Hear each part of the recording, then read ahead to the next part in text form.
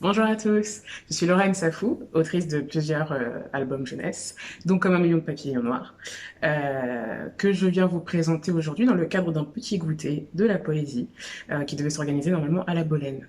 Voilà. Donc, compte tenu du confinement, je n'ai pas pu être présente et donc cet événement n'a pas pu se tenir. Néanmoins, je voulais vous proposer du coup un petit atelier autour de Comme un million de papillons noirs. Donc, que peut-être certains d'entre vous connaissent déjà. Pour faire un livre comme ceci, souvent les gens se demandent qui il y a derrière.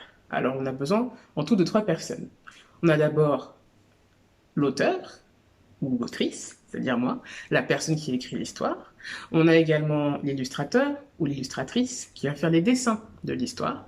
Et il y a une troisième personne que beaucoup d'enfants oublient très souvent, c'est-à-dire l'éditeur ou l'éditrice. C'est-à-dire c'est lui qui va mettre ensemble le texte avec les dessins et qui va vous permettre en fait d'avoir, au lieu d'avoir juste des feuilles un peu éparpillées partout, ce fameux livre.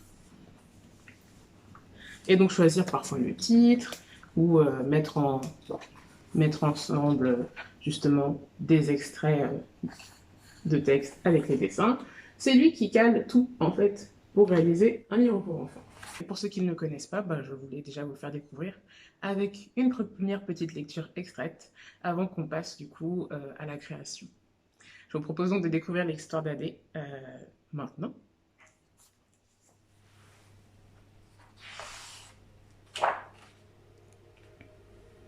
Comme un million de papillons noirs.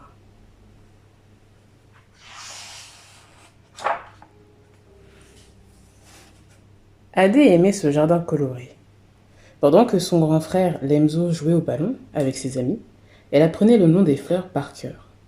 Elle adorait voir cet arc-en-ciel floral s'étendre devant elle. Le violet des lilas, le blanc des lys et des anastasias, le rouge des tulipes et des coquelicots. Quelle que soit leur odeur ou leur couleur, les papillons se posaient sur leurs pétales ouverts. Quand Lemzo appela « Adé, il faut rentrer !» Adé ne l'entendit pas. Elle regardait les papillons butiner le cœur des fleurs, les unes après les autres, sans fin.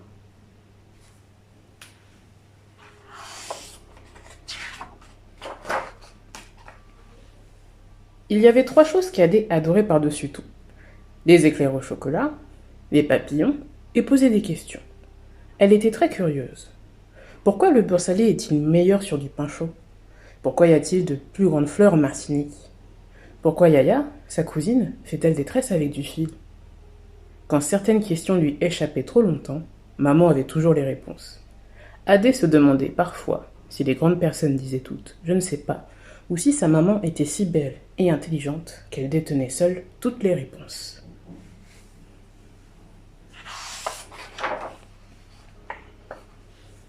Ce jour-là, devant les fleurs, Adé sentait une petite goutte tomber sur son nez, puis deux, puis trois.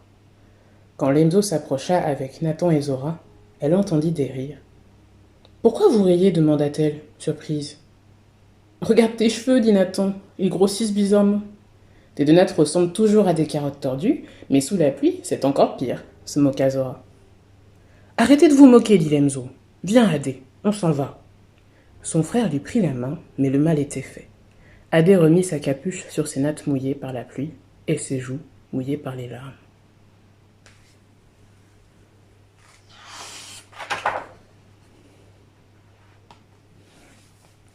À la maison, Adé se réfugia dans la chambre de sa mère. « Maman, je veux défaire mes nattes. »« Mais pourquoi? Je croyais que c'était ta coiffure préférée, dit-elle. »« J'en veux plus, dit-elle en croisant les bras. Mes cheveux ne sont pas beaux. Pourquoi dis-tu cela? À l'école ou au parc, les enfants se moquent de moi. Ils disent qu'ils sont gros comme des coussins, noirs comme du charbon et secs comme du sable.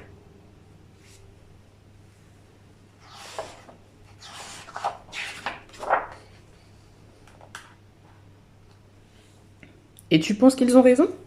Oui. Je vois, sourit sa mère. Moi qui croyais que tu aimais les papillons. Mais j'aime les papillons. Eh bien, ne naissent-ils pas chenilles, roses comme des coussins? Ne se transforment-ils pas dans des cocons secs comme du sable? Ne sont-ils pas noirs comme le charbon, eux aussi? Si. Alors pourquoi tes cheveux seraient si différents?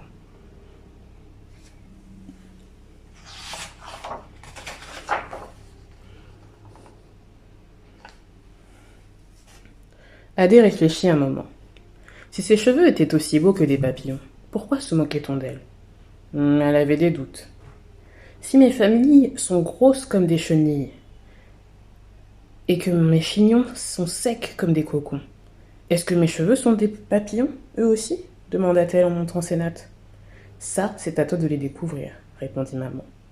Mamie m'a toujours dit que le meilleur moyen de le savoir était de guetter leur envol. La petite Adé sourit. C'était donc un extrait de Comme un million de papillons noirs. Je vous propose donc du coup de passer à la création, c'est-à-dire que parfois quand je fais souvent des ateliers comme ça dans les classes, les enfants me disent c'est difficile d'avoir une idée et de créer une histoire. Là, c'est pas si difficile que ça. Par exemple, en général, pour une histoire, il faut déjà un personnage, il faut également un lieu, là où ça se passe, et puis après, il faut juste une action. Qu'est-ce qu'il fait ce personnage? Où il habite? Et qu'est-ce qui lui arrive? C'est un petit peu toutes ces questions qu'il faut se poser pour réaliser une histoire. Ce que je vais donc vous proposer aujourd'hui, c'est de créer votre histoire où vous allez créer un personnage qui, comme Adé, se passe dans un lieu. Donc Adé, elle, ça se passe à la fois chez elle et chez ses amis. Et il lui arrive quelque chose. Qu'est-ce qui lui arrive à Adé? Elle reçoit des moqueries. Alors l'exercice que je vais vous proposer aujourd'hui, c'est de proposer une histoire où un personnage subit des moqueries. Ça peut être sur n'importe quoi, ses cheveux, son corps, ou tout type en fait de moqueries qu'on peut entendre parfois à l'école. Et racontez-moi justement comment il va dépasser tout ça. Qu'est-ce qu'il va faire votre personnage pour faire face à ces moqueries? Comment il va sortir de cette situation? Est-ce qu'il va demander de l'aide à de la famille? Est-ce qu'il va demander de l'aide à des amis? Souvent, on me demande comment j'ai eu l'idée d'écrire l'histoire de Comme un million de papillons noirs. Alors, c'est très simple, c'est-à-dire que Adé, elle ressemble un peu à moi quand j'étais petite. Et quand j'étais petite, on s'était moqué de mes cheveux. Donc, si vous avez bien suivi le début de cette histoire, Adé aussi, on se moque de ses cheveux. Et ensuite, je ne vous dis pas la fin de l'histoire, mais elle va essayer justement de voir différemment ses cheveux et de trouver une solution pour ne plus être triste à cause des moqueries qu'elle entend.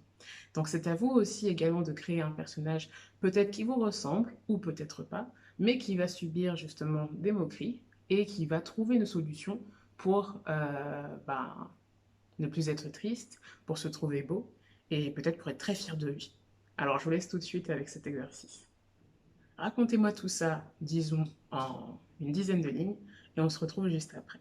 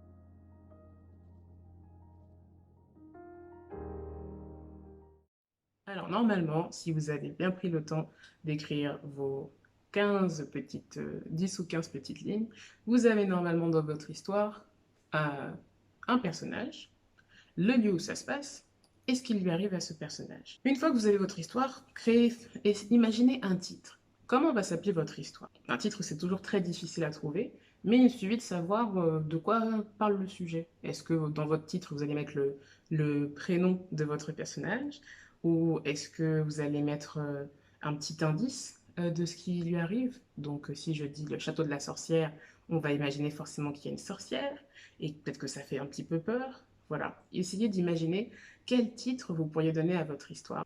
Une fois que tout cela est fini, vous avez normalement déjà une première histoire. Et surtout, j'espère que cet exercice vous aura montré qu'il est facile de créer euh, en imaginant tout simplement ce qu'on a envie de raconter et qu'on peut juste écrire sur n'importe quoi. Voilà, c'était tout pour moi. Je vous remercie d'avoir fait ce petit exercice de création avec moi. Et j'espère qu'on aura peut-être l'occasion de se rencontrer très prochainement autour de mes prochaines histoires, notamment Le chemin de Djada chez les éditions Cambourakis et Fadia et le chant de la rivière aux éditions Luni. À très bientôt.